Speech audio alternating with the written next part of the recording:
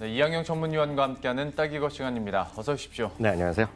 오늘은 어떤 이야기 해볼까요? 네, 2019년 예산안에 대한 이제 윤곽이 나오기 시작했거든요. 네. 전체적인 큰 그림을 그리면서 주식시장이 어떤 쪽에 좀 방향성을 볼 만한지 한번 아이디어를 찾아보도록 하겠습니다. 소위 밑에도 나가고 있지만 슈퍼 예산이 전망되고 있잖아요. 네네. 구체적으로 현재까지는 어떻게 전망이 되고 있습니까?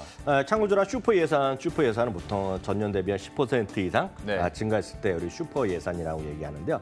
2019년 예산은요, 금년의 예산이 428조 원인데요. 거기다 한 10% 가까운 증가해서 거의 460조 원까지 예. 되지 않을까라는 전망이 좀 나오고 있습니다. 당초 이거는 상당히 생각보다 많이 늘어나는 건데요. 금년 4월, 5월에서도 정부에서 중장기 계획을 한번 발표했는데요. 네. 연평균 한 7% 정도 예상했었거든요. 예. 미리 얘기했었는데요. 그보다 훨씬 높은 기획했던 것보다 훨씬 높은 예산이 나올 것으로 일단 물론 이게 정부 예산안이기 때문에 이게 반영될지 아니면 깎일지 더 늘어날지 모르겠으나 일단 정부의 지금 방침은 거의 460조 원이 넘나들지 않을까라는 시각이 좀 지배적인 것 같습니다. 그러면 이렇게 크게 늘어나게 된 배경에 대해서도 한번 따져봐야 될 것 같은데요. 어떻게 분석이 됩니까? 네, 이건 제 얘기보다는 김동연 경제부총리가 직접 한 입장 브리핑을 했는데요. 예. 보다 적극적인 지금 재정 정책이 필요하다는 얘기죠. 그만큼은 경기가 다운돼 있다는 얘기인데요. 그치 세출 측면에서 보면, 그러니까 돈을 지출한 측면에서 보면 고용 상황이 점차 악화되고 있고요. 혁신 성장을 좀 지원해야겠다는 필요성이 있는 관점이 되겠고요. 세입 측면, 즉 돈을 받아들이는 측면에서는 세수라든가요. 그러니까 재정 건전성 지표가 안정적이기 때문에 좀 더 돈을 좀 쓸 수 있는. 그러니까 돈이 좀 잘 들어오고 있다는 얘기죠. 이런 것들이 소위 맞물리면서 슈퍼 예산에 대한 가능성, 그러니까 배경을 큰 틀에서는 얘기를 하고 있습니다. 사실 그러니까 결국에는 시청자 여러분들도 너무 잘 아시겠지만 요즘에 경제 지표도 워낙 안 좋고 고용도 안 좋다 보니까 네. 이걸로 한번 붐업 시켜보자 이런 거잖아요. 네, 맞습니다. 그런 거죠. 그만큼 이제 고용 시장이 안 좋다는 것인데요. 이것은 우리가 좀 찾아볼 수밖에 없죠. 지난주하고도 얘기했지만 고용 상황 악화되는 것에 PMI 52 지금 우리가 7개월째 계속되고 있다는 네. 말씀드렸고요. 주요 국가에서는 거의 유일하게 50 이하라고 말씀드렸단 말이죠. 그러니까 그런 관점에서 약간 불가피한 선택이 있겠고요. 대표적인 것이 SOC 분야의 투자 확대인데요. 참고적으로 SOC 투자 분야는 우리가 수년째 지금 감소하거나 정체됐던 분야가 되겠는데요. 참고적으로 보면 2018년에는 19조 원이 나왔는데요. 당초 그것도 정부안은 17조 8천억 정도였는데요. 국회에서 오히려 자기네 더 해달라 해갖고 국회에서 1조 2천억 늘려놔서 19조 원이었는데요. 2019년 내년에는 19조 원에서 많게는 20조 원 이상이 될 가능성이 크다는 것이 지금 대체적인 전망이 되겠습니다. 근데 SOC와 관련해서 2019년도 예산안 좀 특이할 만한 부분이 네. 생활혁신형 그리고 지역 밀착형 SOC라는 게 붙었어요. 네. 이걸 좀 해석을 해주셔야 돼요. 저도 좀 익숙하지 않은 표현이 되겠는데요. 생활혁신이라는 건 주택이라든가 도시 재생, 네. 요즘 대표적인 여의도 얘기 많이 나오는 거 아닙니까? 네. 지금 현실적으로 보면 서울시랑 국토개발부에서 서로 왈가왈부하고 있지만 그런 주택 도시 재생의 투자가 8조 원에서 10조 원으로 늘어나고요. 지역 밀착형이라는 거는 문화체육시설, 그러니까 관광 인프라스트럭처 투자인데요. 이게 보면 지역별로 보면 하면 수많은 축제도 하고 지방마다 제가 봤을 땐 상당히 더 과도할 정도로 문화센터들을 지방에도 많이 있거든. 네. 그래서 그런 것들인데요. 그런 것들이 6조 원에서 7조 원 얘기 나오는데요. 특히 이제 여기서 말씀드린 생활혁신형이라든가요.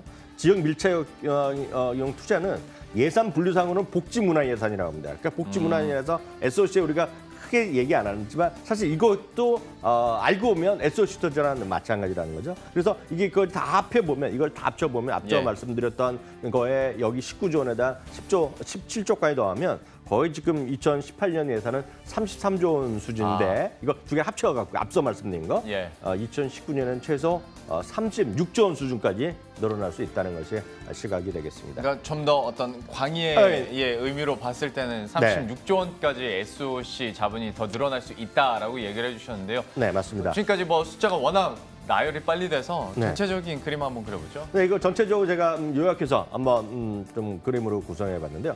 수출 보면 총 지출은 428조에서 460에서 70조로 들어가고 네. R&D도 이렇게 늘어나고요. 건설 토목안이 18조 이렇게 해서 19조 됐던 것이 19조, 많게는 20조. 그리고 주택 도시 재생 그리고 문화체육시설들이 골고루 다 늘어난다라고 일단 이해하시면 되겠습니다. 근데 여기 SOC가 확실히 많으니까 하나만 더 여쭤보겠는데 네. SOC 이렇게 예산이 네. 크게 늘어나는 이유가 어디에 있는지 사실 SOC 가지고 그냥 우리 기본적으로 생각했던 SOC 분야 가지고 투자할 때가 아직도 그렇게 많나라는 생각도 좀 들어서요.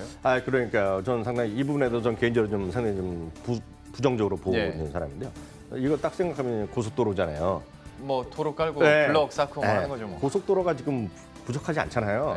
웬만한 데 보면 그러니까 막힐 때 있죠. 막히지만 하루 이틀이거든요. 이렇게 주말 잠깐이고 웬만하면 여러분들 운전하고 가시다 보면 대체되는 고속도로 많이 보이죠. 그러니까 카카오나 네이버, 내비 보면 일로 가면 1km 증가하고 이거 나오잖아요. 감소하고 그만큼 많다는 거거든요. 지금 그럼에도 불구하고 지금 이렇게 늘리는 것은 일자리라든가요, 성장률에 상당히 큰 영향을 미치는 건설업이 그동안 정부 부동산 규제라든가 SOC 투자를 악화됐는데요. 이래 보면 일자리가 요즘 가장 민감하잖아요. 2분기 건설 투자는 6년 만에 최대폭으로 감소했고요. 임시 일용직 관련, 건설 관련해서 임시나 일용직 하시는 분들 일자리가 10만 명이 감소했답니다. 그러니까 어떻게 계산하는지 모르지만 정부 계산대들 보더라도 10만 명이 감소한 것 자체. 그러니까 여기에 일단은 지금 일자리 때 상당히 민감할 수밖에 없는 정부 지금 입장이기 때문에 경제 상황이기 때문에 이걸 좀 어찌됐건 늘려야 되겠다라는 쪽으로 방향성이 조금 바뀌었다라고 저는 생각이 드는데요. 역시 구체적인 내용이 향후에 나오긴 하겠습니다만은 역시 이번에 SOC 부문에서의 예산은 얼마나 책정되고 또 구체화될지도 한번 지켜보도록 하겠고요. SOC 외에도 주목할 만한 예산 분야는 어디가 있습니까? 이거 흥미로운데요. 이게 R&D 분야죠. 즉 연구개발 예산에 또 20조 원 이상 투자합니다. 그러니까 이 부분이 상당히 그 규모가 커지는 것인데요. 아까 말씀드렸던 SOC 공식 예산이 18조, 19조 정도 얘기하는데 이게 20조니까 상당히 큰 거가 되겠고요. 이건 지능형 반도체라든가요, 뇌과학기술 등 미래 원천 기술에 집중적으로 투자한다라고 지금 방향성이 나오고 있고요.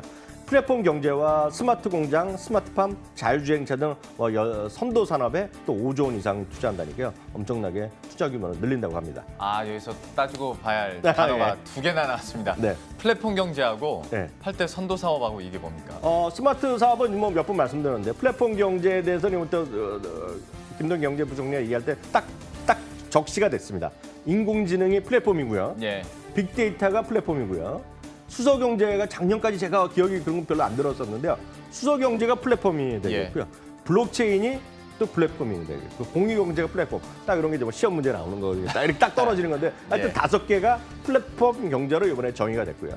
8대 산업은 선도산업 여러 번 얘기했던 겁니다. 이건 항상 이번 정부가 들어서면서 작년에도 얘기 나오고요. 올해 초에도 얘기 나온 건데요. 초연결 지능화, 스마트 공장, 스마트 농장, 핀테크, 드론, 에너지 산업, 스마트 시티, 자율주행차 이거 8가지가 대한민국을 이끌어갈 8대 선도 산업 사업으로 돼 있다라고 일단 이해하시면 되겠습니다. 우리가 소위 알고 있는 4차 산업혁명 안에 있는 산업 중에서 좀 더 구체화해서 이제 나눈 정도로 저희가 파악을 하면 될 것 같은데 그러면 이제 여기까지 정리된 내용을 가지고 투자 아이디어를 어떻게 가져갈까라는 고민에 당연히 봉착하게 됩니다. 어떻게 보십니까? 두 가지가 딱 오늘 두 가지 말씀드렸잖아요. 집중적으로 말씀드리는 게 SOC 투자거든요.